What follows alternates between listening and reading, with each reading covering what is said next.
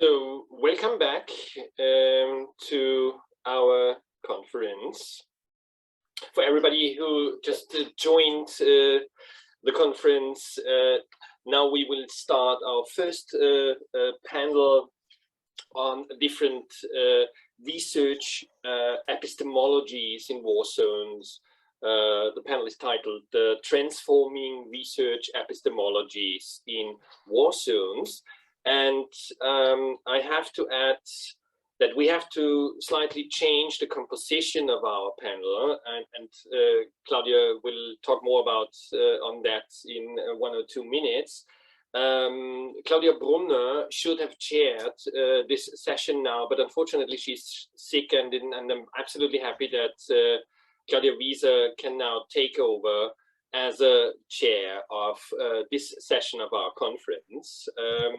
Just a very short introduction. Claudia is a PhD candidate at the Department of Social and Cultural Anthropology here at the University of Vienna, currently working also on her dissertation titled Epistemologies of Liberation, the PLO Research Center in Beirut. And I already mentioned the important role she has in our project. So really, thank you so much for chairing the session. I'm not sure now if Lena can participate, and I think, yes, I will hand over to you, Claudia, now. Thank you. Thank you so much, Helmut. Can you hear me? Yes. Thank you. Welcome everybody to our first roundtable of today's conference. My name is Claudia Wieser, as Helmut already mentioned, and it's really a great pleasure for me to basically start to unravel the very complex details of our research project, KnowWar, and of course questions of epistemologies, of the ways how research is developed, how research approaches are developed, has been at the core of the project since the beginning. And here I want to refer to something that Vijay basically ended his keynote with, frameworks of analysis between disaster and hope. And I think we can add here that our discussions, like all the colleagues that have been involved in the research project about developing alternative frameworks that support different communities on the ground far beyond academic spaces, have been at the forefront. And I'm very much looking forward to discussion today. As my colleagues have already mentioned before, and I want to basically add to that, I also condemn the killing of the Palestinian journalist Shireen Abu Akleh today by the Israeli apartheid state earlier on in Jenin. And I want to inform you that unfortunately our colleague Lina Meari, assistant professor of anthropology at the Department of Social and Behavioral Sciences and at the Institute for Women's Studies at Birzeit University, cannot join this roundtable discussion now because she has to accompany a close friend of Shireen. Therefore, yeah, we're very sorry that she's not with us, but we will try to continue the roundtable discussion. Therefore, please let me introduce 2 speakers of today. First of all, Helmut Klieger. He has already been introduced at the beginning, but nevertheless, again, Helmut is a social scientist and a senior lecturer at the Department of Development Studies at the University of Vienna, and the overall project coordinator of KnowWar. And the second speaker of today is Nisreen. Nisreen holds a MA in Gender Studies and is the manager of the research department at Women Now for Development. Hi, Nisreen. Women Now is a leading feminist Syrian research and community organization that aims to engender the development of society governed by democracy, freedom, and justice, a society where women have a meaningful role in everyday Syrian life.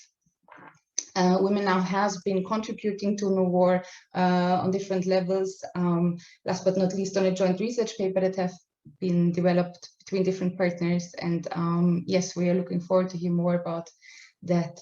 We will have short inputs by the speakers of about 10 to 12 minutes, and then we will open up the discussion between them.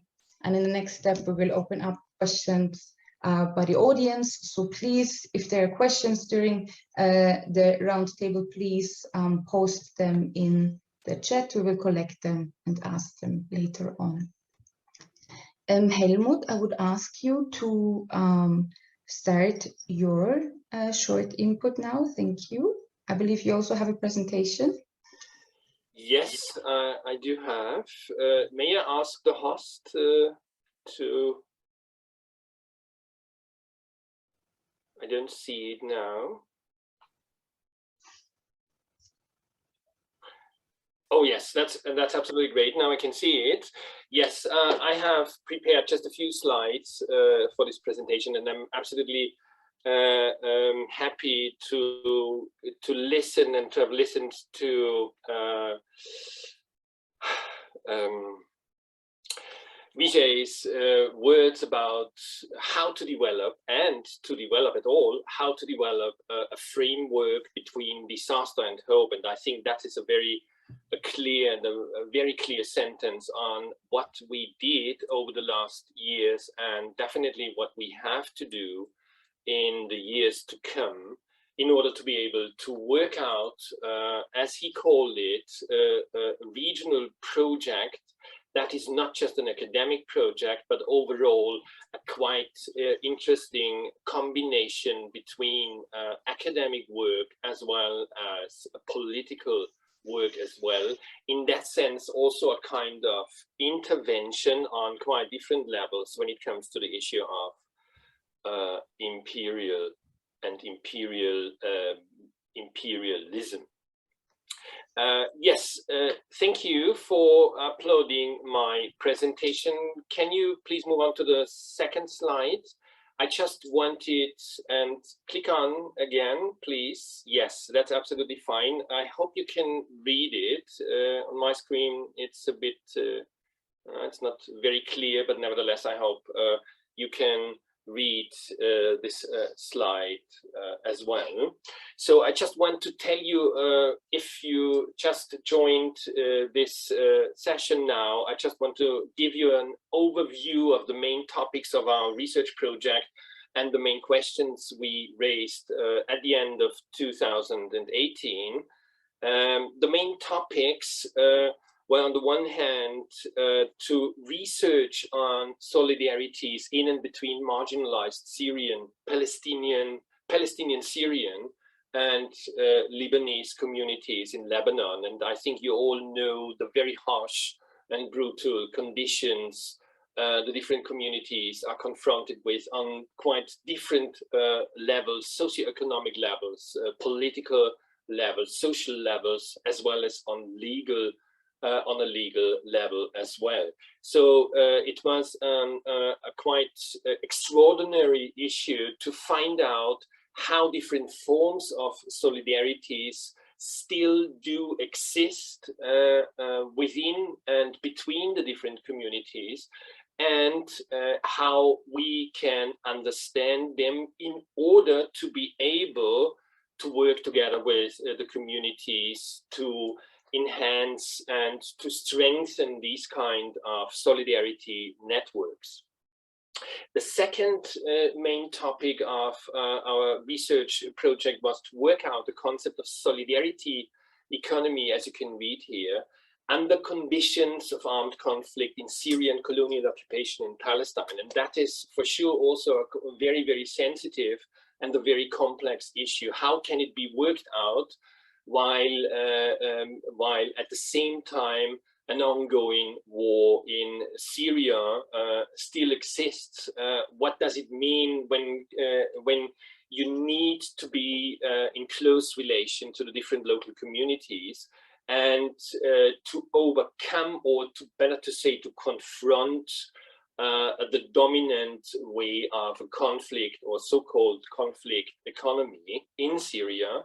And secondly, for sure, also how to integrate, how to adapt the rich experiences, Palestinian communities in Palestine, but for sure also Palestinian communities outside of Palestine do have when it comes to solidarity economy, to a collective way of organizing social and everyday life.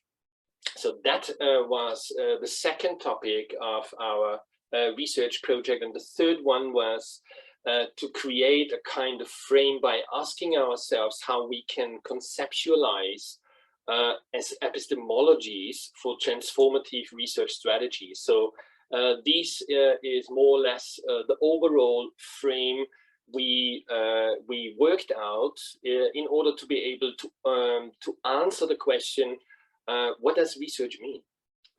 To make it absolutely simple, what does research mean under conditions of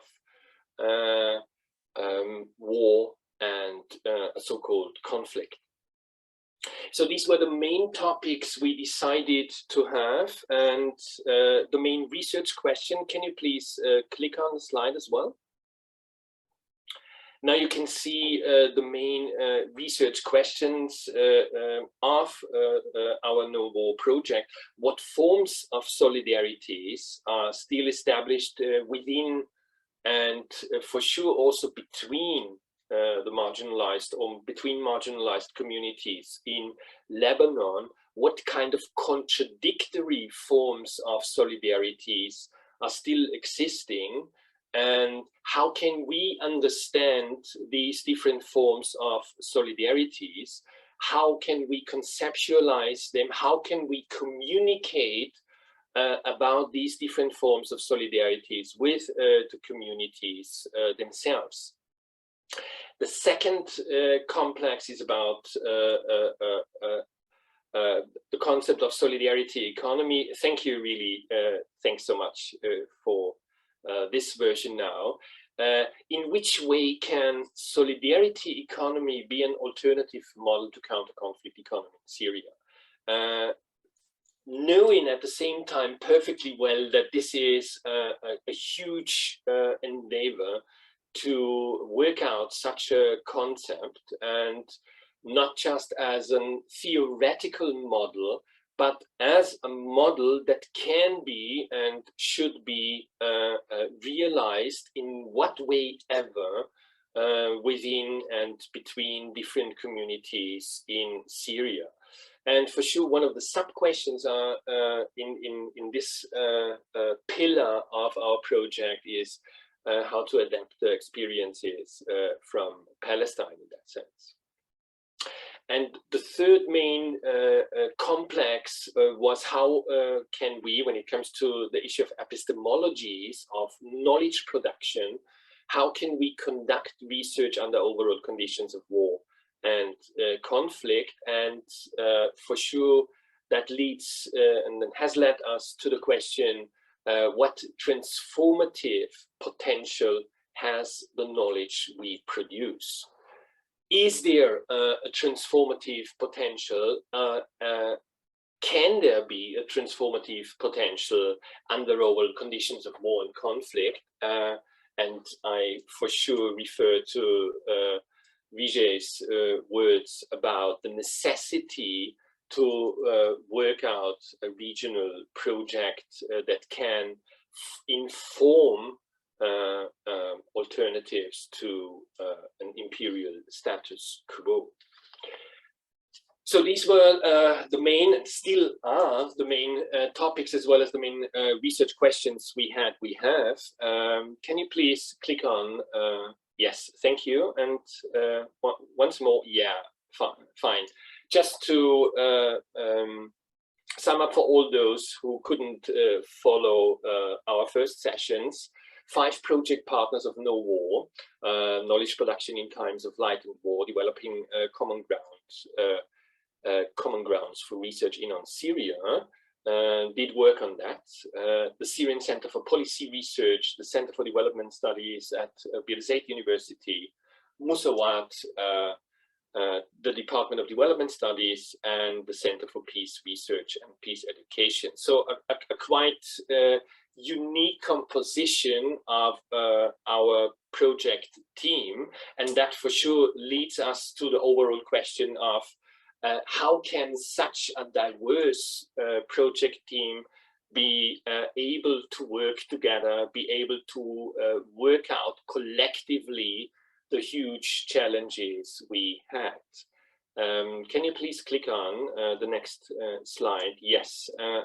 That leads me already to my understandings and my interpretation of the last years, in the sense of what are main aspects or of a transformative research strategy. And for sure, I have to add, these are on the one hand, results of our research we did over the last 3 years, and at the same time, the way how we had to realize the different limitations, the different contradictions, and the different obstacles. This includes that what I will tell you now is not something that we could already realize. What I will tell you now is something that we could partly realize, but for sure is a huge challenge and must be, from my point of view, realized in the years to come. So it's not just about an already or nearly finished project circle, and at the end of this project circle, a result that is absolutely clear. It is more or less a contradictory process, still ongoing process, and a process also for the years to come, to define, to work out such a transformative research strategy. So therefore, I use the term aspects of a transformative research strategy. And as you can see, I go back to Vijay's keynote lecture. An essential component of such a research strategy must be, from my point of view, an analysis of basic global conditions. And here, I think it is necessary, and please remember the words Vijay used when using the term imperialism. From my point of view, it's absolutely essential to bring back in the rich history we have when analyzing global basic conditions as imperial ones, and connecting these kinds of analysis with the issue of global capitalism. This is an essential part of a research strategy. So in opposition to what mainstream research agendas would refer to when it comes to a research strategy, fieldwork, do no harm, how to enter a field, and so on and so forth, from my point of view, it's absolutely necessary to include a critical analysis on basic global conditions when it comes to a research strategy. The second one, and we had a quite interesting discussion between Rabia and Vijay, is the issue of an asymmetric multipolarity at global level.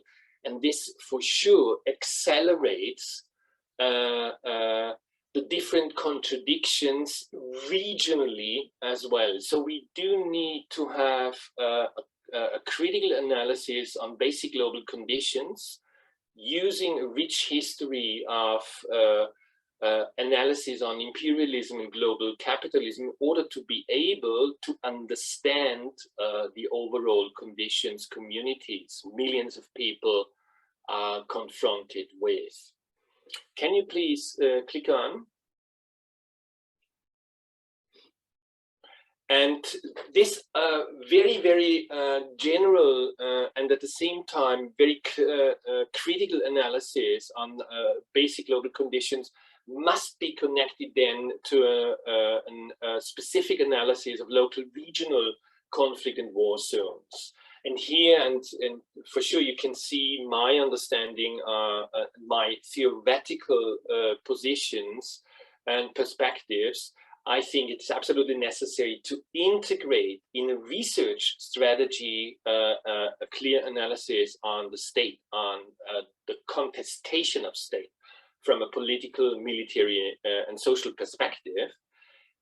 Secondly, to understand and to analyze conflict and war zones from a political economy perspective. And thirdly, to understand and to analyze the significance of identity politics when it comes to the different ways how conflict and war are articulated within a specific space. So both levels should be integrated systematically into research strategy. We are not, in that sense, reducing the issue of a research strategy to fieldwork, to the way how to conduct fieldwork, to the way how to interpret data, to the way how we write our analysis. On the contrary, we have to come from another angle in that sense by critically analyzing global conditions and how these global conditions accelerate the different contradictions on a regional level. Can you please click on? Yes, would be great. Thank you. And these are necessary components of a research strategy from my point of view. And exactly this can lead to a specific and a quite clear engagement with emancipatory social initiatives and movements. So what I want to say here, that it is not just a theoretical analysis of specific conditions, but it is also for sure a necessary communication, a way how to communicate, how to be connected to social initiatives and movements in specific spaces that are confronted with these basic global conditions of imperialism and global capitalism. Here, especially for academics, it's absolutely necessary to learn from marginalized, to learn from subalterns and their political understanding, their political analysis on the situations, on the different developments. And secondly, to understand own activities, in that sense, own academic activities as a specific intervention in counter-hegemonic discourses and practices. So we do have, from my point of view, when it comes to a transformative research strategy, a specific aim that is necessary to calculate and to integrate in the different steps. And that means intervention in counter-hegemonic discourses and practices by deepening knowledges of the different conditions, as well as the different ideas, plans, and options for the future. Can you please click on? I will finish my talk in 2 to 3 minutes, so I hope that is fine. When it comes to research methods, I think it is quite interesting to understand the transformative potential research methods have. We can use the different methods of social science research in quite different ways. On the one hand, we can use them in order just to select and to collect different knowledges of researched, or we can use the different research methods in order to be able then to create a kind of intervention and to support counter-hegemonic discourses and practices. So what I want to tell you about that is that a transformative research strategy does not necessarily include to create new methods. It depends on the way how these methods can and will be used, how these methods are embedded into a specific research strategy. Can you please click on? Thank you. And the experiences I made over the last 10 years or so to at least to find different ways from a very general analysis on a global level to the different kinds of engagements with social initiatives and movements to understand research methods and their transformative potential in order to reach these basic understanding, I think it's absolutely necessary to create a kind of transdisciplinary research team. And this includes academic as well as non-academic colleagues. This includes for sure also colleagues from very, very different disciplines, knowing at the same time that that is an absolute challenging issue to find out a common ground for doing research, to find out a common ground of the different terms we use, to find out a common ground of what are the aims of research. It's a challenging issue. At the same time, I think it's an absolutely necessary component of a transformative research strategy as well. So what I did now was just to summarize main points, quite abstract in that sense, points that are at the same time part of the experiences I made over the last 10 years, and for sure also within our KnowWar project. Thank you, and I hand over to Claudia. Thank you. Thank you so much, Helmut, for your input and basically to mapping out the very broad frame of KnowWar and the specific aim of mapping out alternative research strategies and transformative research strategies. I want to mention again that Dina Miari, who cannot join us today, and Linda Tabar, our two colleagues from Birzeit University, have been contributing foundational research as well to this question through a research paper on decolonial feminist methodologies and transformative knowledge production in the Arab region. This will, of course, also be available on our web page, hopefully quite soon. And I think this leads already to our next colleague, Nisreen, who we have had the great opportunity to work together and to basically invite Nisreen and Women Now as a research organization that has a lot of experience in this question of how basically to transcend not only academic discussions on how research should be conducted, but also to conduct research under conditions of war and conflict in Syria. So Nisreen, I would hand over to you now to give a little bit of context about your involvement in KnowWar, coming like not from a partner's perspective, but from an organization we had the great opportunity to work together with and learn. Thank you so much. Thank you so much, Claudia, for the introduction, and thank you, Helmut, for, like, as Claudia said, mapping out the whole picture of the project. Yes, so we've been working together, we in Women Now for Development, and with the team of KnowWar, in order to answer or try to answer some of the questions that actually raised by KnowWar team regarding the knowledge production in wartime, especially in the Syrian context. And here I would like to share my screen. I don't have a real presentation, to be honest, but it's like just a few slides to explain some of the like concepts. So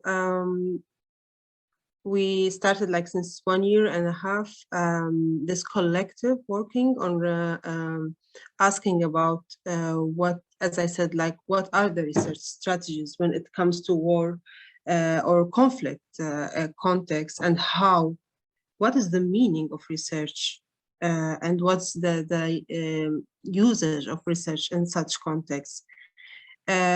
And this was actually a KnowWar question after reading and following some of the publications and research paper published by Women Now, and also other activities that I will talk about later. So what we did in this project, and also I have to mention that we are 4 people who collectively worked and write this paper, which called A Holistic Approach to Survival, Transformative Research Strategies in Context of War and Conflict Zones.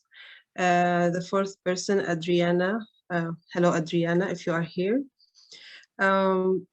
So it starts from asking and analyzing how the idea of such research comes up, because usually in what we know in the traditional and mainstream academic research methodologies, that there will be like discussion or realization or a curiosity or whatever to know about certain topic that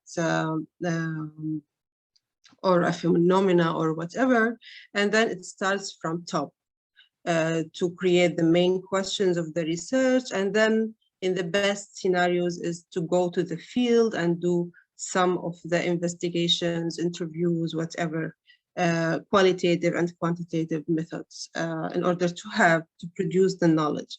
So usually, or most of the time, it's, as most of us know, it's a top-down process. However, what's happening in an organization like Women Now for Development, who start to perform since 2012 with many aims, but one of its aims is to, and as Vijay mentioned, to produce narratives, and also to produce knowledge that maybe no one, or most of the time, it's not the knowledge that we will read and we will see it like published or mainstreamed in different channels. So what we did in this paper, we analyzed 2 main research papers and also the political initiative called Families for Freedom, which is an initiative woman-led initiative of women who are relatives to forcibly disappeared Syrian people. And it's like started in 2018 and until now. So when they ask us how this started, and by explaining the context, it was not the aim to have this initiative. However, because the team themselves in such environments and organizations, the people who are working, and mostly in Women Now, they are women and also other genders, but they are themselves victims and survivors of a lot or intersected violations, crimes, and other challenges that the conflicts produced, and also the consequences of the war.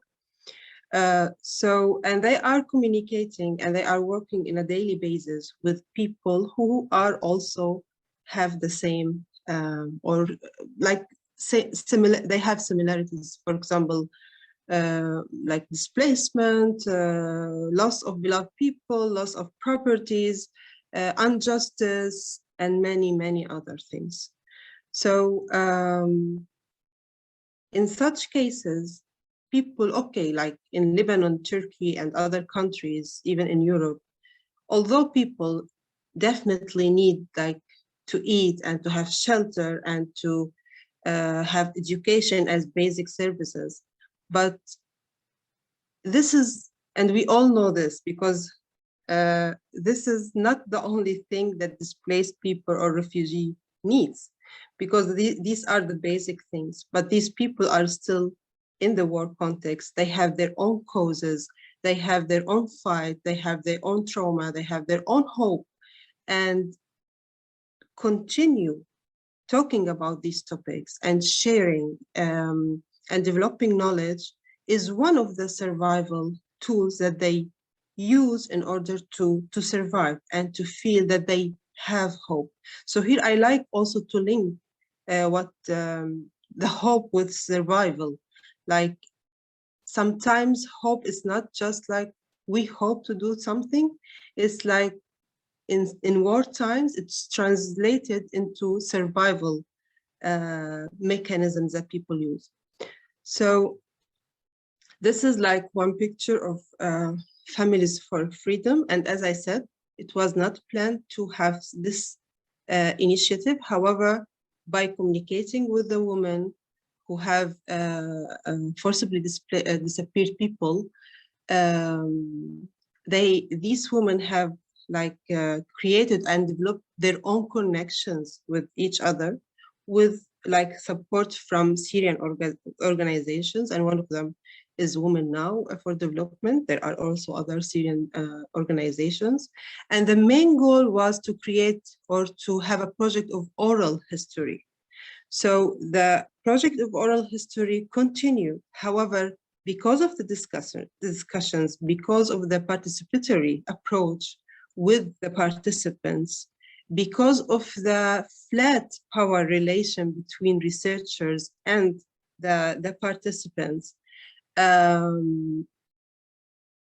not just an oral history production was made out of this project, but also this initiative and a research called The Shadows of Disappearance, which is on the website of Women Now. So this research course called Shadows of the Disappeared, and another research called Syrian Women's Readings of the Present, Future, and Associated Concepts were the main researches that we analyzed through this paper. What we use as research methodologies, the main research tool was 2 focus groups with people or some of the people who were involved in the process of creating and developing the idea of the research or the project, or I don't know, the context of the initiatives that to explain how this came up, what are the challenges that they face, what are the features of such a strategy, and what they can tell about their own experience in this. And then we have like our own brainstorming, discussion, reflexive sessions, academic discussions, academic reading in order to create and develop this paper. Now the last slide, it's a quote from one of the field researchers and like a friend of Women Now for Development, a permanent friend, called Muna. She herself is forcibly displaced from Al-Ghouta since 2018. And she said, what we are researching is not a case, but something that we pay its price every day and on all levels of our lives since 10 years until now. And I'm taking this quote because for me, it's the summary and the start point of the paper itself. So in our paper, when we say transformative like strategies, I want here to point, maybe I can stop sharing my screen first. I want here to point that what do we mean by transformative? Actually, the role of the research itself is transformative because it aims to the endurance of struggle for justice and freedom and acts as a strategy of survival in times of war and conflicts. And also we proposed the term a holistic approach to survival. It was not something that we thought about at the beginning of the discussions. However, it was maybe the end idea or thought of out of what we heard and analyzed from the focus groups discussions and experience that shared by women now, that what's going on and what happened in such process of how to produce knowledge and research is a holistic approach to survival in many terms, because through this process, it's not just like interviewing and analyzing and producing.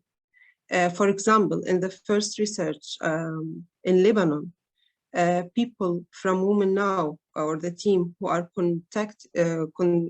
communicating with women, the relatives of forcibly disappeared people, it's not just about like asking them about their stories or about what happened. It's also sharing other aspects, like, for example, the interviews itself become part of the psychological support process, and also for some women who really need or such services, Women Now team try to provide this. Also, in the focus group discussions, where one of the participants told us that they were trying to help in different ways. So if the women have some like other needs, or like health needs, education needs, humanitarian needs, they try to do this holistic approach of supporting each other. Because again, I want to emphasize that most of the women, or all of the women, and their communities, and the people who are doing the research have been subject to similar circumstances, displacement, disappearance, many other violations and crimes. However, the team of Women Now maybe have different positionality, which is that they are in an organization who can or provide some tools and means, for example, to advocate or to support, or to make it maybe like open spaces or safe spaces for discussions.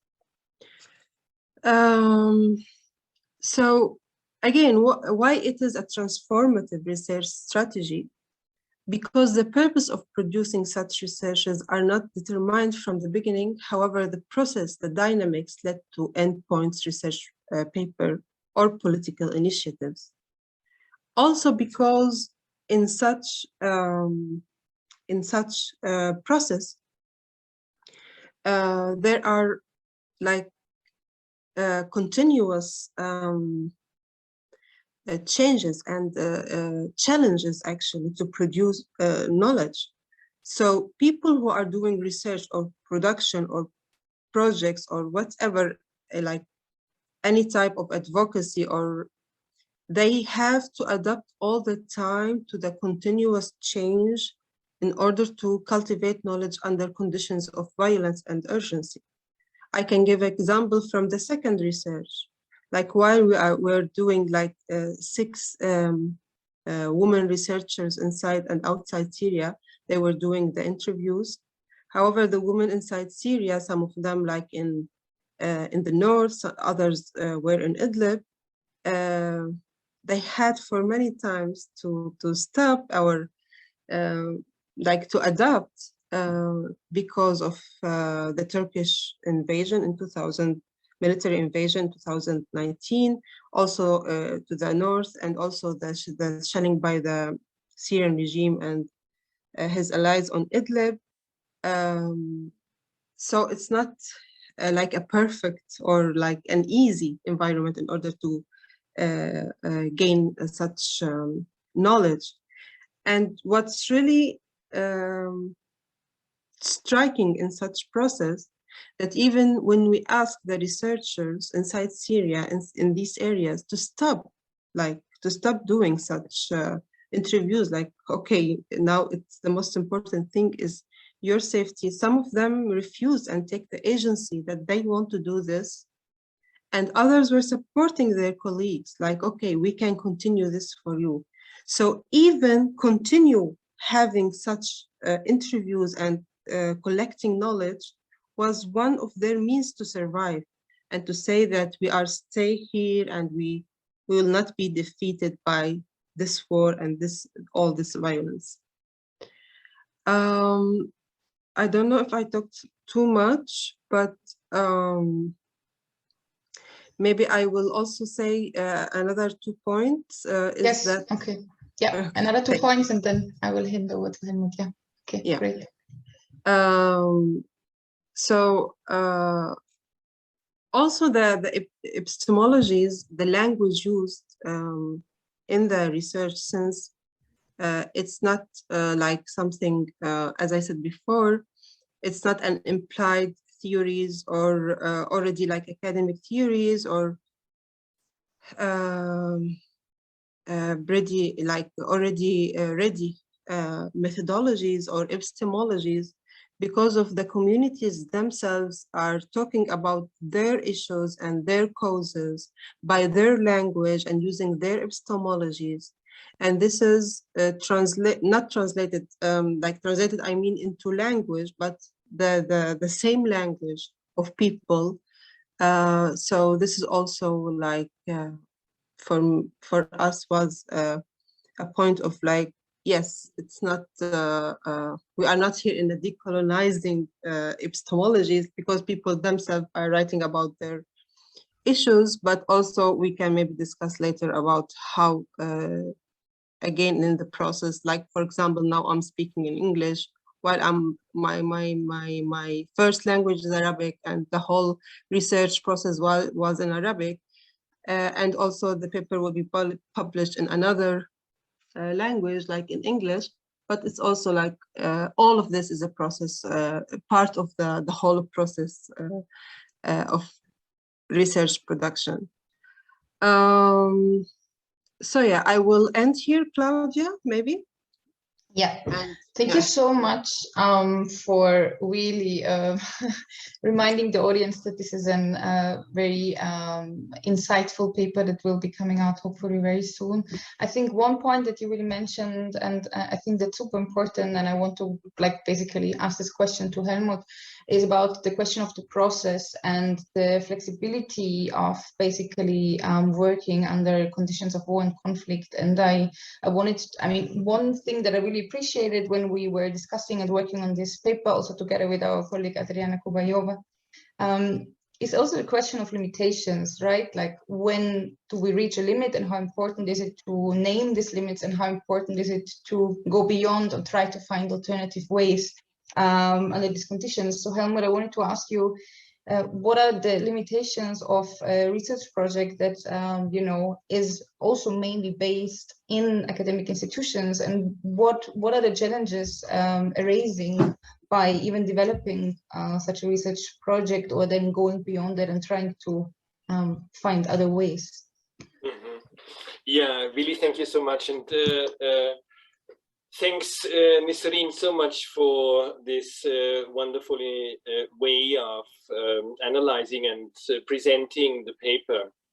And for sure, I mean, as a KnowWar project and being part of writing the paper and discussing it, it became absolutely clear for us at the beginning that this is an experience by you, by Women Now for Development, by your researchers, still partly based in Syria. We don't have, and we could not reach this level Women Now for Development has already reached over the last years or so in its research.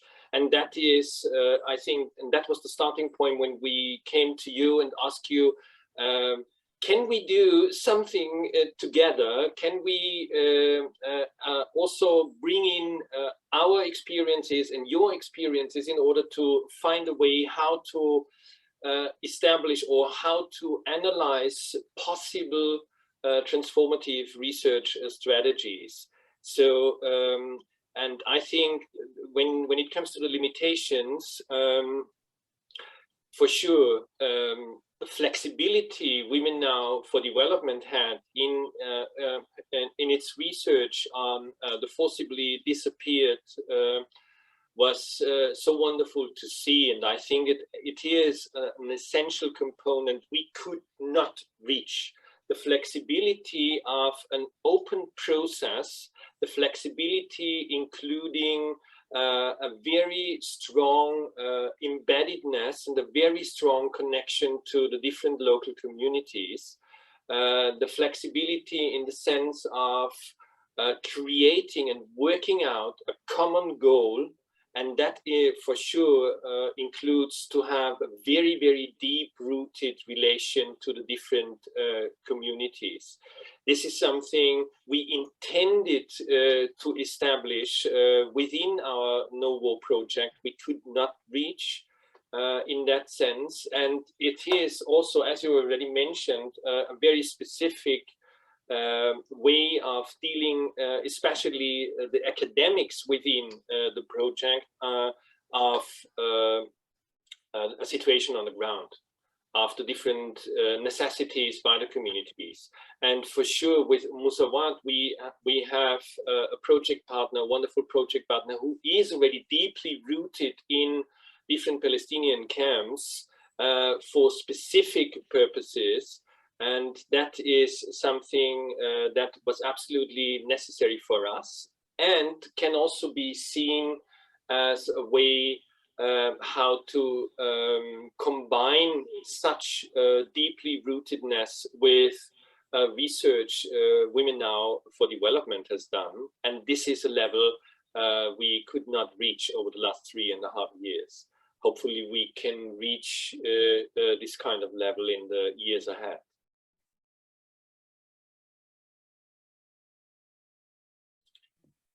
Yeah. Thank you so much, Helmut.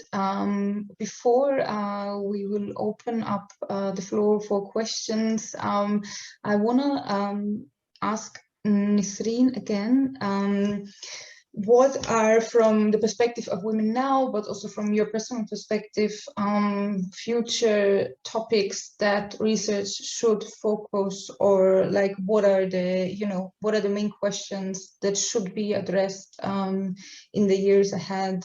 Or on another way, what should we be looking forward to read and engage with from Women Now's perspective? Thank you, Claudia, for the question. Actually, from Women Now perspective, what we are trying to do is to continue producing like narratives and knowledge from like the communities themselves, especially women. And when we say especially women, it's like not to eliminate other genders, but I mean like to have different type or perspective of the narratives or what's happening. And it's open for all topics, like it could be about what we are working on right now, and what actually came up without aiming also again. Like Women Now was not focusing at the beginning of like producing knowledge about justice.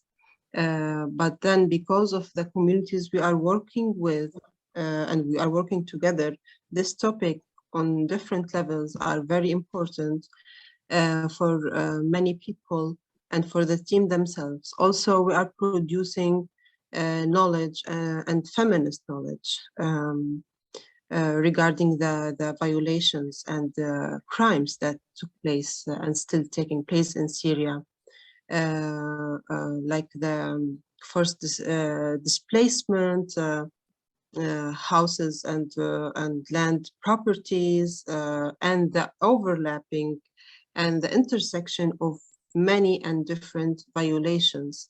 Because also from a feminist perspective, and from people perspective, like their daily life, it's not just like one violation or one trauma, or it's like more complicated and more areas. So our aim is to keep producing knowledge from a feminist perspective and a knowledge from the communities themselves in topics related to our realities and our causes. Thank you so much. Helmut, do you want to add to that? Otherwise, I would open the floor for the questions from the audience. I think it's absolutely fine. Yes, Okay, great. So please post your questions in the chat, and we already have two questions, I think directed again to Nesrine. The first is, the first two questions refer to the project you mentioned, the research project, and then that developed to the initiatives Families for Freedom. How does this initiative, but also how does the research in itself support families and members of families that disappeared?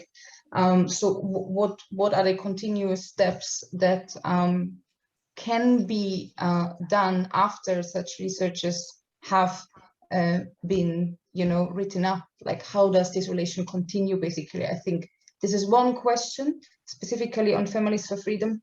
Mm-hmm. And the other one, I would also read out for you.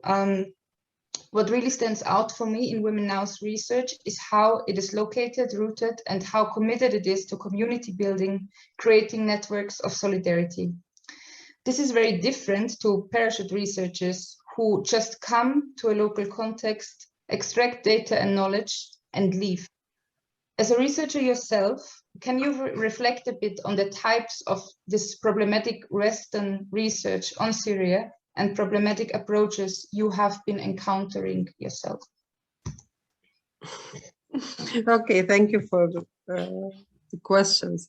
For the first question, actually the families of the forcibly disappeared people, they are taking the initiative and continuing doing their activities, and they develop their tools. Okay, as I said before, the organizations involved are supporting them with like needed skills, needed services, needed maybe like fund for doing their activities and advocacies, but they themselves also, for example, they are more involved in the political trajectories, the international trajectories. Meanwhile, they are doing their own activism by touring and lecturing and presenting in different places to show that their relatives, sons, daughters, brothers, sisters, fathers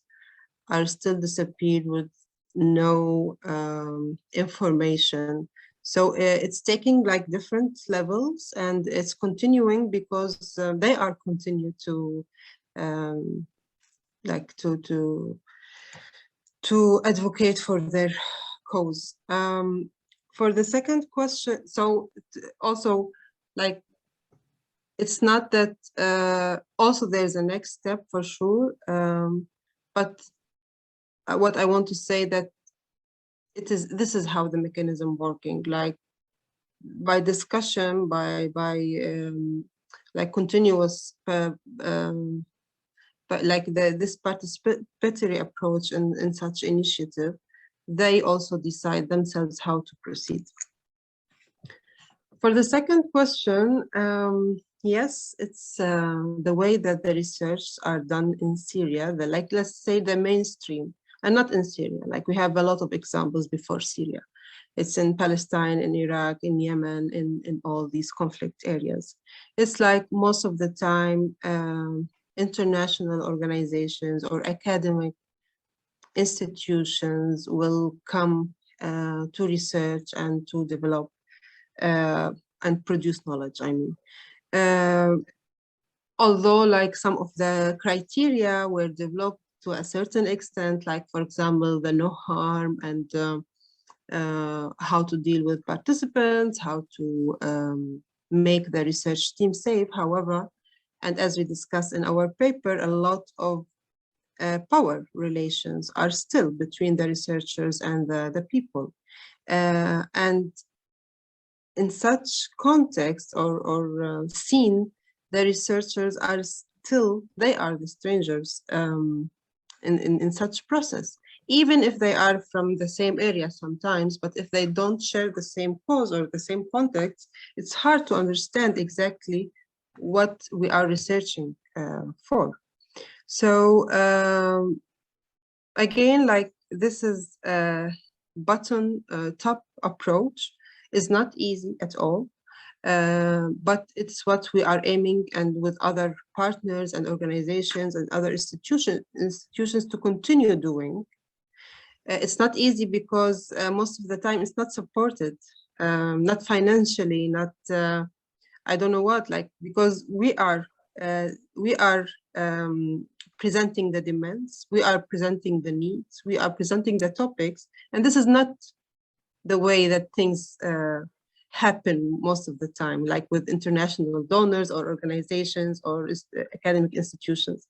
The other thing also that even if, because in our paper we deployed academic theories, and as like, you know, Helmut, Claudia, and Adriana, we found out that there are limitations in these theories. Like, we used feminist decolonial theories, okay, which is really brought the debate and the discussion about critical ethics of and transformative strategies of research to a very developed point. However, we didn't find such like theories to describe how the researches are done in conflict zones, and with and like when we say conflict zones, it doesn't mean that all conflict zones have the same context. So it's very complicated. And we ourselves, when we were writing the paper, our discussing the paper and the themes, we were talking a lot like, what do we mean here by decolonizing? What do we mean here by feminist? What do we mean here by, we didn't want to like just use buzzwords or topics or theories, but to deconstruct it to its context. So we found this limitation in the academy, and maybe it's not surprising because, yes, this is, if we like in such a process, maybe this production of knowledge or this way of producing knowledge could create in the future new theories. And this is, in my perspective, this is the right way of how theories in the academic level should be produced. Thank you. Thank you so much, Nesrine. And I would add to that these alternative approaches also has to be included in teaching. And I think that's a very important point to, you know, bring organizations like KnowWar or people who are involved in research on these very alternative levels, to bring them also in to teach and to basically debate these approaches from their very respective positionalities. So I think that's also another approach that KnowWar definitely tried to implement as well, investing in training and in education of young interested researchers and colleagues. And I think we will hear more about in the next 2 coming days. As I think that there are no more questions in the chat, Helmut, do you have another comment? I mean, we could continue our discussion now for a long time, because it was a wonderful experience to work together and to produce this paper. I think we for over 1.5 years we had the wonderful opportunity to discuss and for sure to have this kind of focus group meetings with the different field workers in Syria and the neighboring countries. And what Nesrine already mentioned here, also the issue of how to translate, how to adapt feminist and decolonial approaches for a very specific situation, and normally using the term conflict zone, but a very specific situation that has to be adequately understood after 11 years of war in Syria. So yes, we could have I think a wonderful discussion and it would be great to include Adriana as well. But I think maybe we would running out of time, unfortunately. So yeah, thank you.